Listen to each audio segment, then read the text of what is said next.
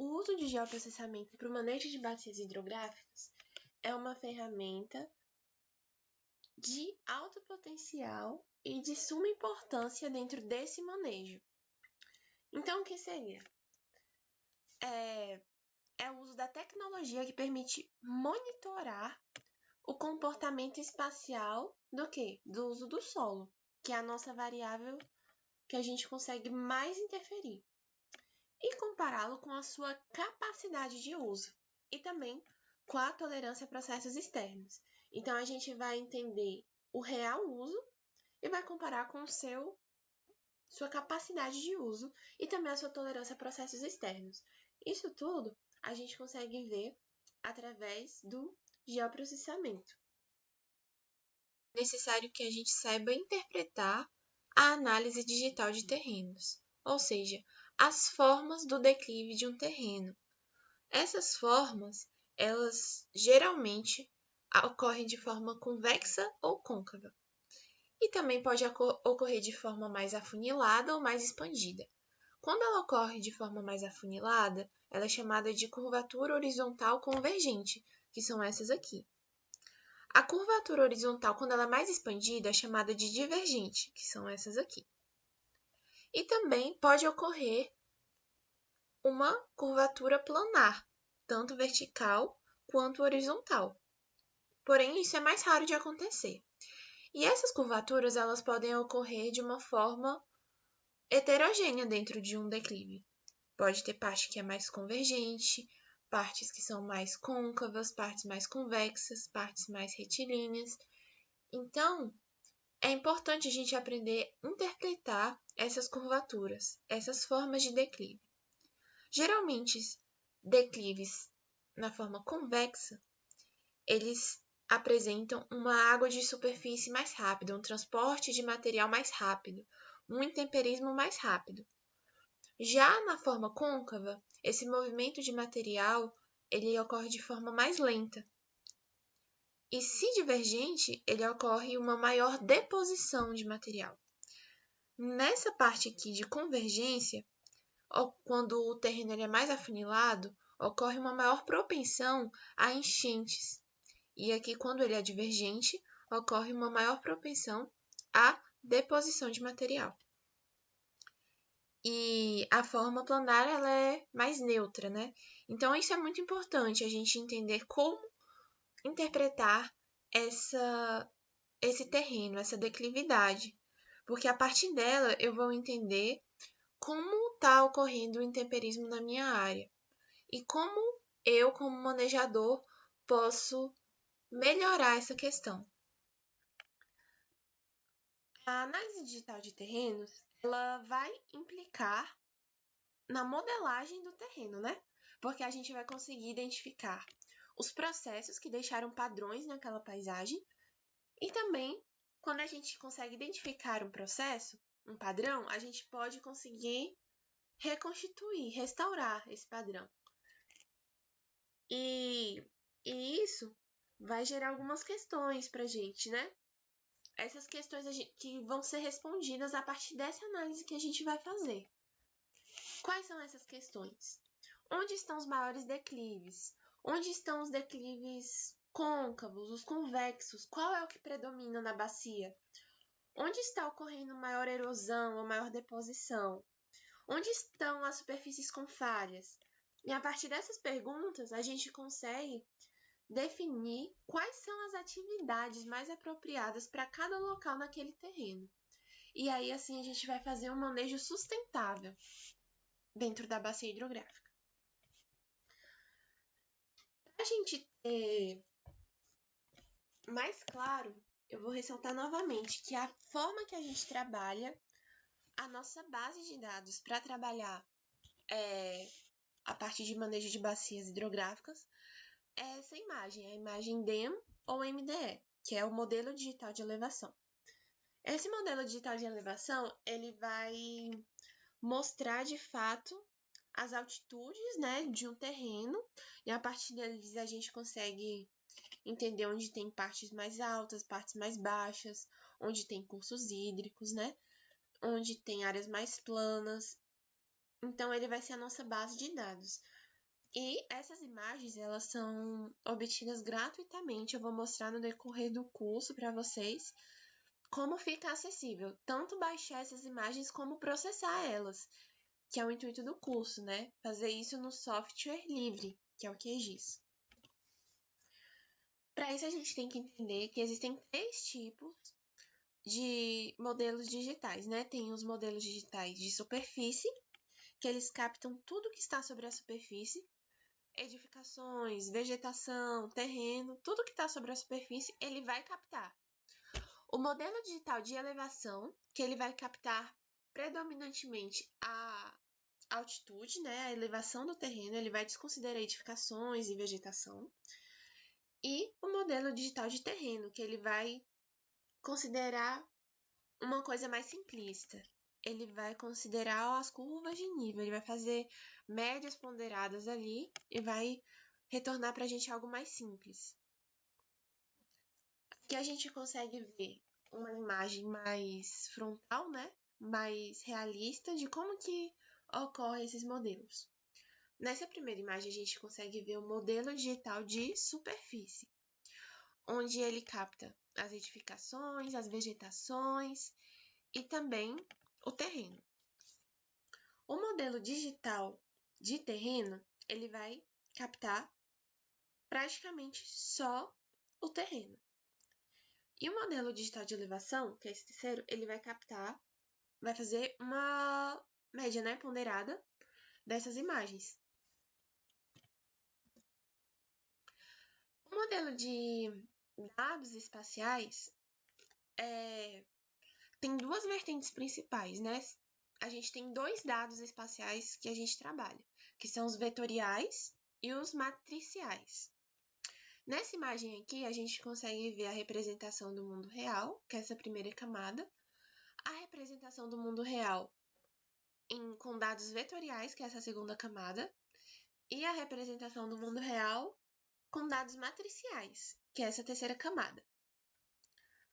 Tá, mas qual vai ser o dado que eu vou utilizar para trabalhar? Daí vai depender do uso que você quer, da pergunta que você quer responder com esses dados. Por exemplo, se eu quero definir cursos hídricos, eu quero preservar mais a forma, por ele ser mais fino e não conter tanta informação assim importante para mim, eu vou usar dados vetoriais, que ele vai conservar mais a forma. Já os dados matriciais, eu posso utilizar para altitude, para uso e cobertura do solo. Por quê? Porque ele não conserva tão bem a forma, mas ele traz dentro de cada pixel informações importantes, informações que não são visíveis espacialmente. Por exemplo, a altitude. A altitude, ela é um número que vai ser carregado dentro de cada pixel. A direção do fluxo, ela também vai ser determinada por esses níveis de altitude. O tipo de uso do solo, dependendo de qual variável eu vou utilizar desse solo, se é, por exemplo, a erodibilidade, ela é um número também. Então, eu vou precisar desse dado matricial, porque dentro de cada pixel eu consigo obter uma informação além da visual. Como que funciona, por exemplo, essa representação SIG do fluxo de água dentro da bacia? Aqui a gente apresenta 3 matrizes, né? Vou explicar primeiro essa do meio, que ela é mais simples. Ela vai representar o código de direção, dependendo de qual a direção, se é norte, sul, nordeste, noroeste, qual a direção o pixel vai tomar, ele vai apresentar um código. E só deixando isso claro para vocês, essa é uma representação para vocês entenderem como funciona dentro do processo. Quando a gente realizar esses processos no QGIS, o que a gente vai obter são rasters, são matrizes já prontas. Mas para isso a gente precisa entender como é que funciona. O pixel, ele vai ser direcionado sempre para uma célula, para outro pixel, que tem um valor menor que o dele, ou seja, mais baixo que o dele. É como se fosse o fluxo natural das coisas mesmo. Se você tem um balde de água em cima de uma mesa, ele vai tender a cair para cima de um armário ou para o chão? Para o chão, se ele cair, né? Então, a mesma forma é dentro dessa bacia. E assim ele vai tomando vários cursos até chegar no ponto mais baixo, que é onde todas as células indicaram, direto ou indiretamente. E esse ponto mais baixo, ele é aquele fotoexutório que a gente viu no início da aula, né? Onde ocorre a concentração de todos os fluxos. Então, aqui nessa primeira matriz, a gente vê esses vetores direcionando para onde está indo cada fluxo. Nessa segunda matriz, ela mostra o acúmulo dentro de cada pixel de acordo com o que ele vai recebendo de células vizinhas. E aí a gente consegue ver aqui, o que chama a atenção é esse número 35, nesse pixel 35, que ele é o nosso fotoexutório. Todas as células foram sendo direcionadas para que ele fosse o ponto que houvesse uma maior concentração de acúmulo de água. Então, ele é o nosso fotoexutório. A modelagem dos dados espaciais, ela pode acontecer, como eu falei, através de dados vetoriais ou de dados matriciais, que são os rasters, né? Nessa primeira imagem aqui, a gente consegue ver o mapeamento, né? Mostrando onde tem campo cerrado e onde tem floresta. E dentro desses dados vetoriais, a gente carrega uma informação do que é floresta e do que é campo cerrado. Se eu quiser representar isso de uma forma matricial, eu posso representar dessas outras duas formas. E aí eu queria chamar a atenção para vocês que a gente consegue ver que a gente perdeu a forma, né? Mas a gente conseguiu colocar informações além das visuais, né? Que são os números. Aí a gente conseguiu colocar que o 2 era cerrado e que o 1 era floresta. Apesar de ter perdido a finalidade na forma. E a diferença básica entre essas duas imagens de raster, a de cima e a de baixo, é que a de cima ela apresenta um pixel maior, ou seja, mais genérico, ou seja, com menos detalhamento, né? Ele vai abranger mais área e, consequentemente, vai perder detalhes.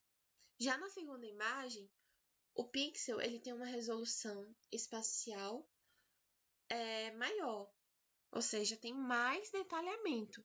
Então, ele vai conseguir ser mais fidedigno à forma e também mais específico na informação. Essa característica, a gente consegue aplicar ela na hora que a gente vai escolher a nossa imagem.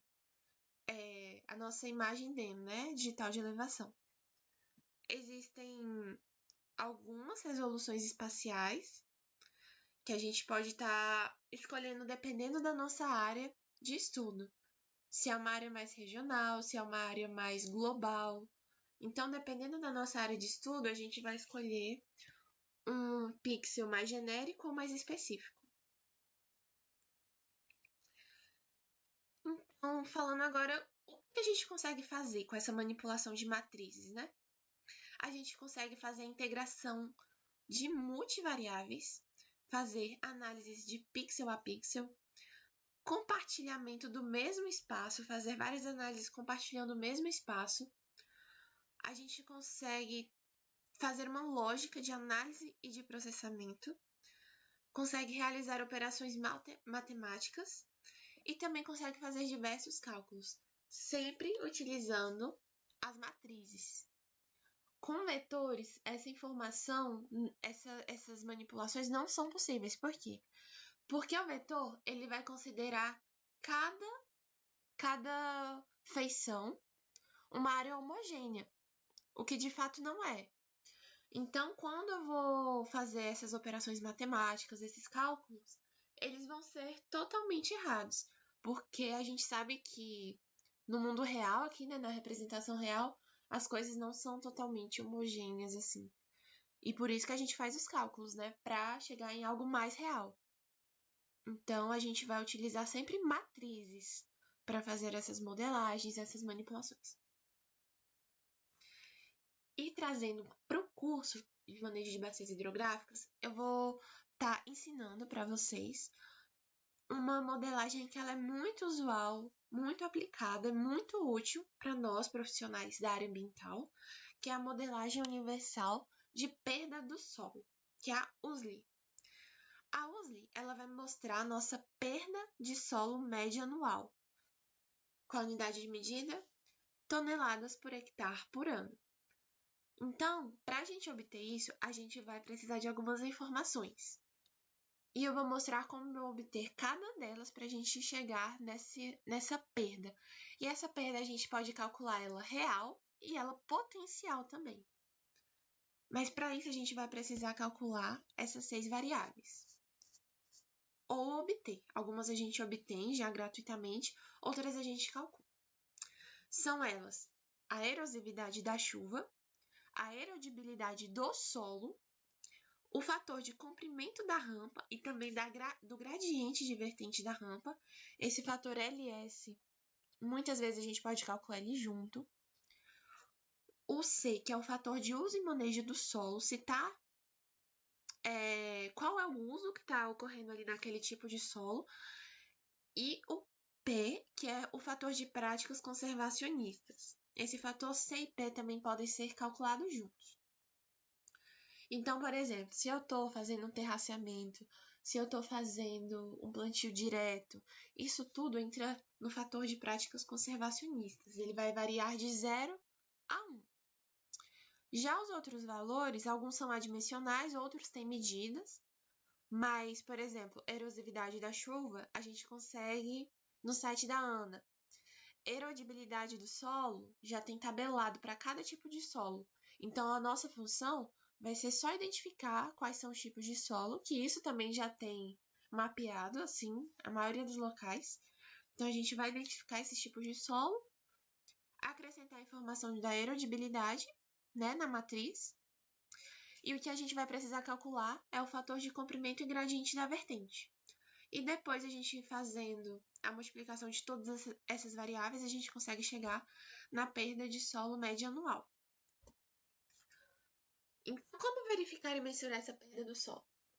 Esse trabalho eu fiz durante a graduação com uma amiga e a gente calculou, a gente aplicou essa equação numa região aqui de Brasília, lá em Braslândia. E aí a gente fez essa análise nessa microbacia. A gente primeiro, aqui nessa primeira imagem, a gente conseguiu os dados de uso e cobertura do solo.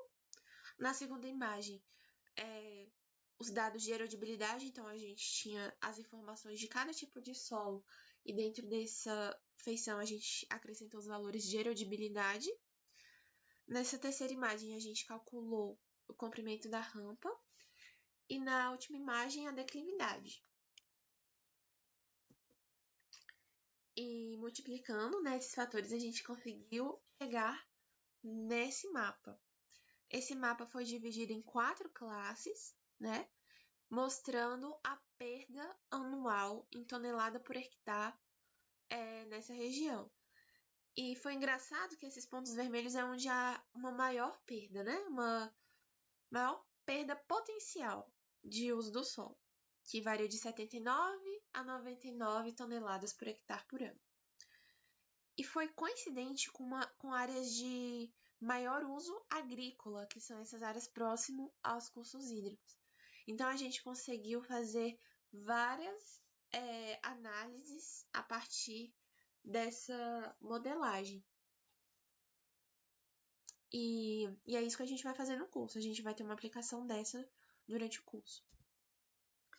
E, por fim, a gente vai aprender a fazer uma análise ambiental completa. Porque